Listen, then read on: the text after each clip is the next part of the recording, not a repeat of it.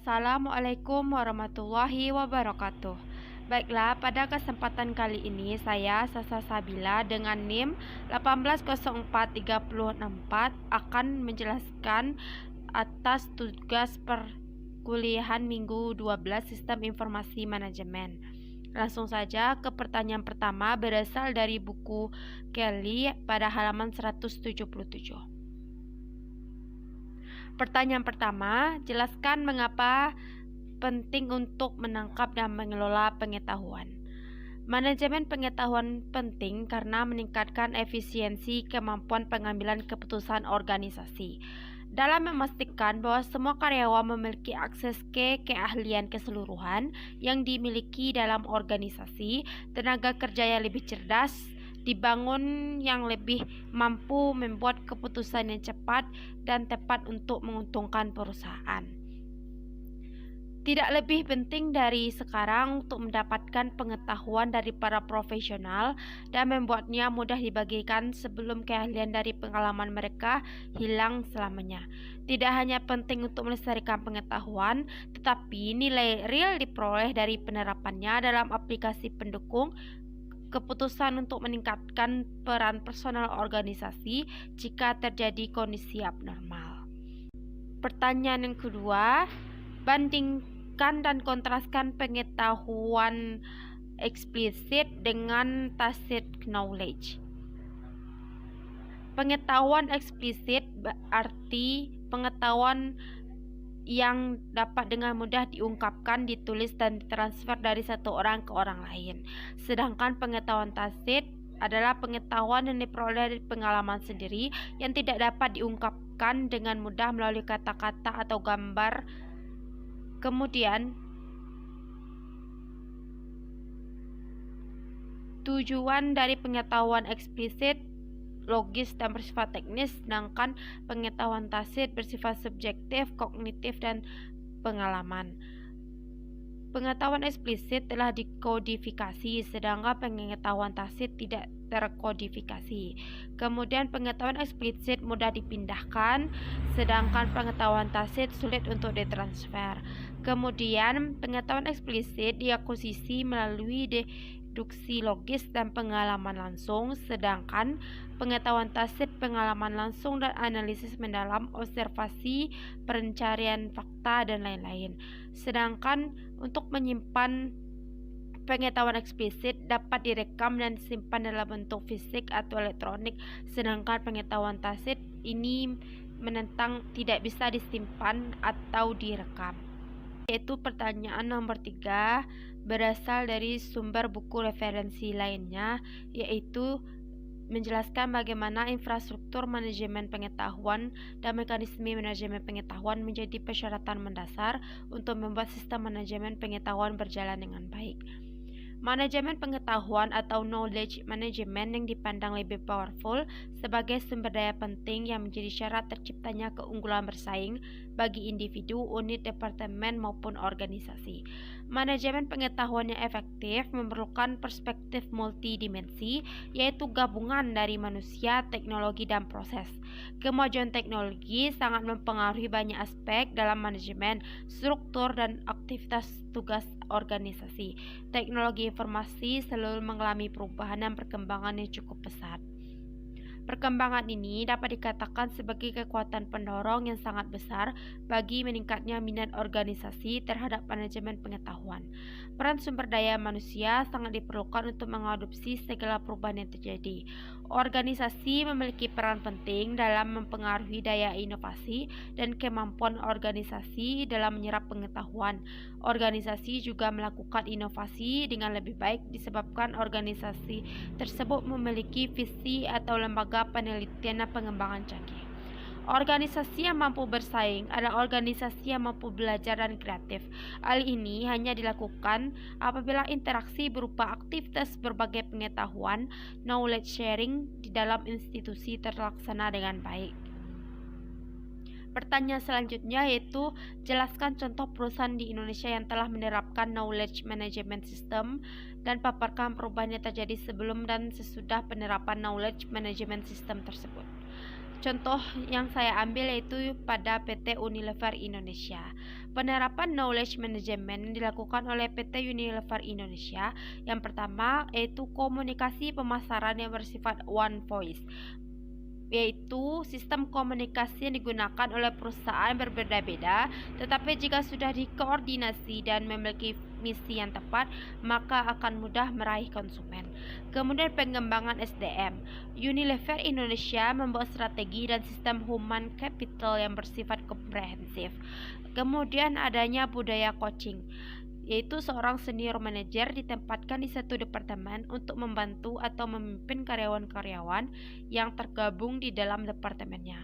Kemudian ada budaya sharing knowledge, yaitu Unilever Indonesia menunjuk seorang senior manager untuk menjadi learning champion dengan sukarela untuk membagi pengalaman dan pengetahuan mereka di dalam bidangnya masing-masing.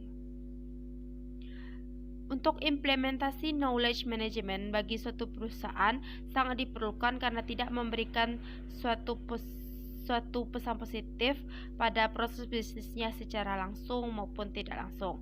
Perubahan yang terjadi sebelum pasca penerapan knowledge management system yaitu dapat menghasilkan beberapa manfaat. Yang pertama, adanya penghematan waktu dan biaya yang bisa dilakukan oleh PT Unilever, peningkatan aset pengetahuan PT Unilever, peningkatan kemampuan beradaptasi terhadap lingkungan bisnis yang terjadi, dan adanya peningkatan produktivitas pada PT Unilever Indonesia. Pertanyaan selanjutnya yaitu untuk pertanyaan studi kasus pada buku Laudon halaman 475. Pertanyaan pertama, bagaimana manajemen pengetahuan terkait dengan Sargent dan model bisnis Ludi? Sargent dan Ludi terkenal karena pengetahuan industrinya, keahlian tekniknya, dan kualitas yang tinggi. Kira-kira 87% dari 2.500 karyawannya adalah insinyur dan desainer. Perusahaan memiliki pengetahuan dari para ahli karyawan dan mereka loyalitas kepada perusahaan. Rata-rata karyawan bertahan di perusahaan selama 15 tahun dan seringkali lebih lama dari itu. Kemudian Sargent dan Ludi mencoba memanfaatkan stafnya secara silang dalam berbagai jenis pekerjaan karena mereka percaya orang-orang terbaik untuk pekerjaan itu. Kemudian memastikan bahwa karyawan memiliki keterampilan, alat, dan sumber daya yang mereka butuhkan untuk mencapai keunggulan sepanjang karir mereka. Pertanyaan yang kedua yaitu identifikasi masalah manajemen pengetahuan yang dihadapi oleh Sargent dan Ludi. Faktor manajemen, organisasi atau teknologi apa saja yang berkontribusi dalam masalah ini. Untuk faktor manajemen Sargent dan Ludi mengetahui bahwa sekitar setengah dari karyawan perusahaan yang paling berpengalaman, termasuk insinyur, desainer, dan tenaga ahli akan memenuhi syarat untuk pensiun pada tahun 2015. Perusahaan pengetahuan dari ahli dan mereka loyalitas terhadap perusahaan. Ketika mereka keluar dari perusahaan, mereka akan membawa pengetahuan bisnis yang kritis. Kemudian dari faktor organisasi, meskipun teknisi memiliki akses ke database pengetahuan dari perusahaan yang didokumentasikan, proses dan prosedur pengetahuan tasit pada ahli lebih sulit untuk ditangkap. Perusahaan mempekerjakan sekelompok besar anggota baru dengan sangat cepat untuk menggantikan para pensiunan. Kemudian perusahaan perlu menemukan cara untuk mentransfer keahlian karyawan berpengalaman termasuk pengetahuan tasit mereka kepada anggota baru dimanapun mereka berada. Dari faktor teknologi, pelatihan perusahaan dan fasilitas pembelajaran perlu dipusatkan dan dirombak memudahkan para ahli untuk berbagi pengalaman dan keterampilan industri serta pengetahuan tasit mereka. Pertanyaan selanjutnya yaitu pertanyaan nomor 3. Jelaskan solusi yang dipilih untuk masalah ini. Apakah itu efektif? Mengapa atau mengapa tidak? Seberapa besar hal itu mengubah operasi dan pengambilan keputusan perusahaan? Perusahaan memutuskan untuk mengubah model pembelajarannya dan menerapkan bakat baru platform manajemen berdasarkan SAP Success Factors Learning Management System. SAP Success Factors adalah rangkaian perangkat lunak manajemen sumber daya manusia berbasis cloud. Ini mengintegrasikan perangkat lunak untuk mengarahkan dan melatih karyawan baru, bisnis sosial dan alat kolaborasi, sistem manajemen pembelajaran, manajemen kinerja, perangkat lunak perekrutan, perangkat lunak pelacakan pelamar, perencanaan suksesi, bakat manajemen, dan analisis sumber daya manusia untuk memungkinkan perusahaan mengelola karyawan mereka secara lebih strategis dan memaksimalkan kinerjanya. Karyawan baru menginginkan lebih banyak diskusi dan umpan balik tentang seberapa baik kinerja mereka sehari-hari, sehingga perusahaan juga menerapkan SAP Jam. Program kolaborasi sosial berbasis cloud SAP menggunakan SAP Jam membuatnya semakin mudah karyawan untuk berbagi pengetahuan seringkali dalam waktu bekerja. Pertanyaan selanjutnya yaitu pertanyaan nomor 4. Apakah manajemen organisasi teknologi masalah yang harus ditangani dalam memilih dan melaksanakan solusi? Manajemen bisnis saat ini perlu mengatur dan mengelola baik terstruktur maupun aset pengetahuan setengah terstruktur. Pengetahuan terstruktur adalah pengetahuan eksplisit yang ada dalam dokumen formal maupun dalam aturan formal yang diperoleh organisasi dengan mengamati para ahli dan pengambilan keputusan mereka.